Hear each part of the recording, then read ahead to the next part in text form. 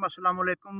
तो जी मेरे काश्तकार भाइयों, अज मैं गंदम के खेत में मौजूद हाँ। साडी जिहड़ी गंदम की फसल है ना, इस वक्त 60-70 दिन तो लैके 90 और 100 दिन के करीब यह चली गई है।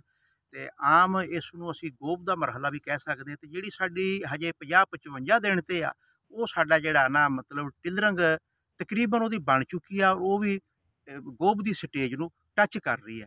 तो अज मेरा वीडियो बनाने का मकसद यह है कि अपनी जिहड़ी फसल है ना गंदम की, ये बहुत कीमती है। जिस स्टेज पर हुण पहुंची है, बगौर इहदी ऑब्जरवेशन करो, इहदा मुशाहदा करो, जितनी भी तुहाडी मसरूफियत है टाइम कढ के इसनूं देखो। क्या आया इहदे ते कोई ऐसा अटैक तो नहीं गया, कोई तेले का अटैक तो नहीं आ गया, कोई रस्ट का अटैक तो नहीं आ गया, कुंगी का अटैक तो नहीं आ गया। तो कुछ मेरे दोस्त फार्मर इदां दे है कि वो बगैर देखे ही कुंगी का स्प्रे कीती जांदे आ, रस्ट का स्प्रे कीती जांदे आ।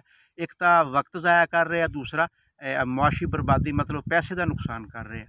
तो मैं अज इसे खातिर वीडियो बना रहा वा कि बगैर देखे समझे कुंगी का स्प्रे ना तुसी करो। कुंगी की सब तो पहले असी अलामत देखनी है। जिस तरह इस खेत दे विच असी मौजूद हाँ, तो इक्का दुक्का या 2-3 या 4 पत्ते देख के तुसी स्प्रे ना करो। अगर तुहाडी टुकड़ियां दे शक्ल दे विच ये आई हुई है तो फिर इसकी स्प्रे यकीनी बनाओ।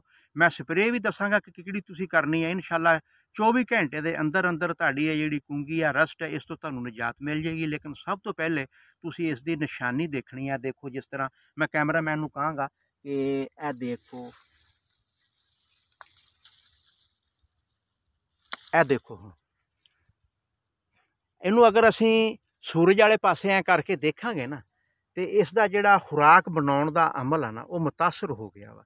ये झंडे वाला पत्ता वा जिसनूं कुंगी रस्ट आ गई आ, और नाल इहदे ते छोटे छोटे तेले दे अटैक भी हो गए।